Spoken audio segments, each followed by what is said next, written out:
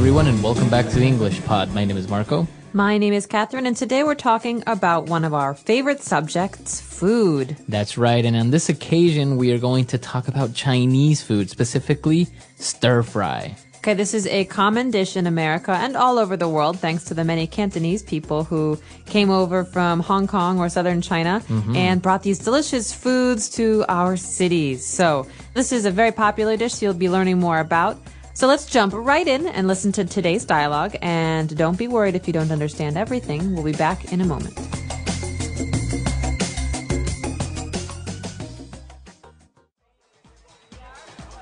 Oh man, I had the best supper last night. My wife made a stir-fry and it was amazing. I love stir-fry. Crispy bite-sized vegetables covered in a mixture of soy sauce and oyster sauce.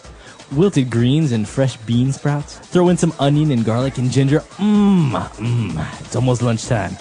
I would die for a plate of stir-fry right now. Well, you can keep the vegetables. I'll take the meat. The stir-fry my wife made was really hearty, with chunks of beef and slivers of bell peppers and onion. What? You call that a stir-fry? More meat than vegetables? That's the worst insult you could throw at a Chinese stir-fry. What a disgrace to the wok she fried it in. What you had is equivalent to a fajita without the wrap. All right, we're back. So you probably heard a lot of different vegetables and ingredients in this dish. So why don't we take a look at some of those now in language takeaway. Language takeaway. The first two phrases that we have, actually, they're not words, they're phrases, are the names of sauces that are very, very important to Chinese food. The first one is soy sauce. Okay, soy sauce. And it's this black sauce, right? And it's Very made salty. Very salty. And it's made from Soybeans. soybeans. Okay. Soy. So soy is a bean, a vegetable product, but soy sauce is a thin, black, salty sauce. Okay, and it's very, very common to use it with Chinese dishes especially. It's very related. You usually have sushi with soy sauce. Exactly. So Japanese food use a lot of this too.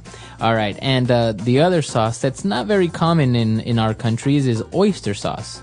Okay, an oyster is an animal that lives in the sea. It lives in a shell, and we often eat oysters as a dish. But oyster sauce is stinky, thick, dark sauce that is very popular in Southeast Asian, so Vietnamese food as well, and Chinese food. Okay.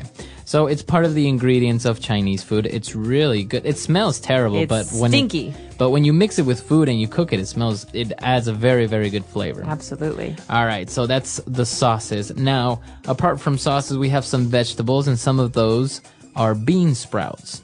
Bean sprouts are very common vegetables, especially in Asian food. So you see a lot of these. They're usually almost white, almost clear, and they're crunchy. And they have a little green part at the end. Right, so they're like little straws with a little green point at the end. So usually those go into your dish at the very end because they cook quickly. Bean sprouts. Okay. Now, if you're cooking stir-fry, what you need is the correct tools. And the main tool that you need is a wok. That's right. So a wok is actually a word that we take from, I think, Cantonese. I'm not positive. I don't speak Cantonese. But in English, we normally say frying pan. Okay. But this is a special Asian frying pan that's very, very large and very thin. So foods cook quickly in a wok. Okay, and it's not like the other pans where it has a big flat part. It's very, very round all over. That's right. It's almost like a bowl that sits on your stove and you cook quickly in a wok. All right, so that's a wok. And, well, the guy compared his stir-fry to a fajita. Now, fajita, that's not Chinese. And it's not English. Okay. Well, it is English now. It's actually the name of a food from Latin America. So South America and Mexico and Central America. I think more Mexican than anything. And it's like slivers of meat, so thin strips of meat and vegetables that you eat in a tortilla bread almost. The tortilla is very, very thin corn or flour pancake. Yeah, so that's a fajita. It's kind of, you've probably seen it, a fajita or maybe what's commonly known as well as a burrito, which actually is also an American invention. I don't think that exists in Mexico. No, but they are delicious. I think the word is Tex-Mex. Yeah, Texas Tex-Mex. Mexican, so Tex-Mex. All right. So that's what we have for you on language takeaway. Why don't we go back to our dialogue, listen to it again, and we'll be back shortly. Oh man, I had the best supper last night. My wife made a stir fry and it was amazing. I love stir fry. Crispy bite-sized vegetables covered in a mixture of soy sauce and oyster sauce. Wilted greens and fresh bean sprouts. Throw in some onion and garlic and ginger. It's almost lunchtime. I would die for a plate of stir fry right now. Well, you can keep the vegetables. I'll take the meat. The stir fry my wife made was really hearty, with chunks of beef and slivers of bell peppers and onion. What? You call that a stir fry? More meat than vegetables? That's the worst insult you could throw at a Chinese stir fry. What a disgrace to the wok she fried it in. What you had is equivalent to a fajita without the wrap. All right, we're back. So now I think we should take a look at some of those phrases that were used in this dialogue in Fluency Builder. Fluency Builder. The first phrase we have in Fluency Builder is a phrase that you will hear very often when you watch cooking shows. So this is a term we say throw in, to throw in. Okay, so throw in some vegetables or throw in some onion and garlic, and that means to just put it into the pan, put it into the pot. That's right, but it's very general or casual or easy. You just add some. If we want to be specific, we can say, please add 1 cup chopped onion. Okay, 1 cup of chopped onion. But here, throw in just means add casually. Okay, add some onion.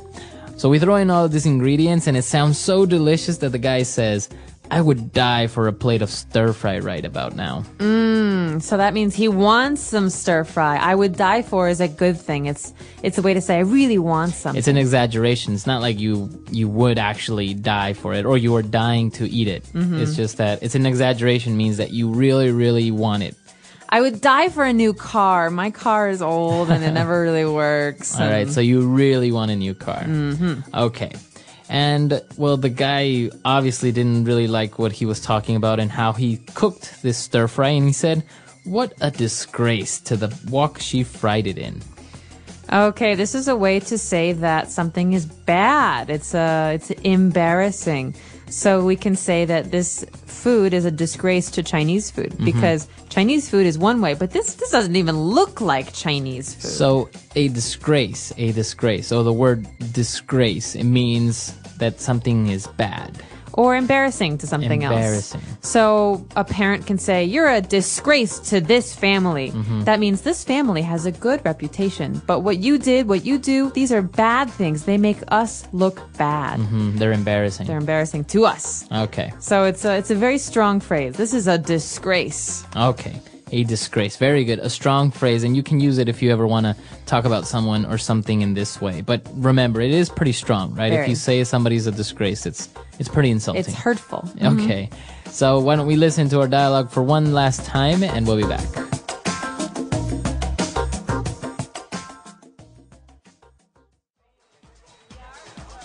Oh man, I had the best supper last night.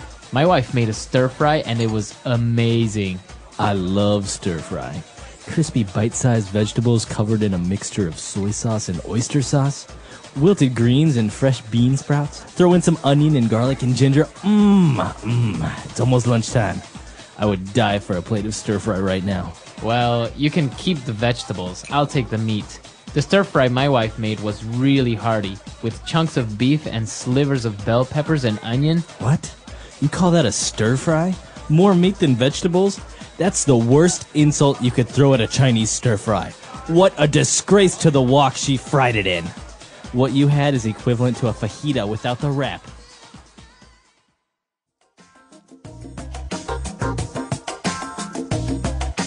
All right, so talking about Chinese food, there are a lot of American inventions around Chinese food as well, not only Mexican food. For example, it's very popular, this dish, chop suey.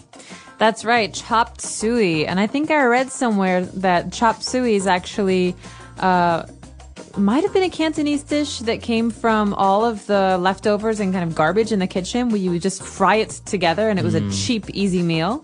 So chop suey. Okay. It's kind of like an English, it's like a pidgin English. And well, this dish is basically that, right? It's just a lot of meat chunks mixed with some vegetables, and you have some chop suey. Exactly. And there also this other thing that's very common. People think about fortune cookies. You think of Chinese restaurants and Chinese food, you think of fortune cookies. That's right, but they don't have fortune cookies in China. No, they One of my don't. biggest disappointments. So fortune cookie is a small cookie with a Message inside. So you have a piece of paper. So be careful when you're eating these. You don't want to eat the paper. But the paper sometimes says very strange things like, you will have a terrific number 7. Right, or something like that. So that's why they're fortune cookies. They usually talk about your future or what's going to Beware happen. of whales. So, but that's also an American invention that doesn't exist in China. It doesn't really come from China, right? Exactly. All right. So if you have any other information about food, or we're always glad to hear it. Because we're always hungry. Or if you have a favorite Chinese food, please let us know. Our website is EnglishPod.com. We can't wait to hear from you, and we will talk to you next time. All right, bye.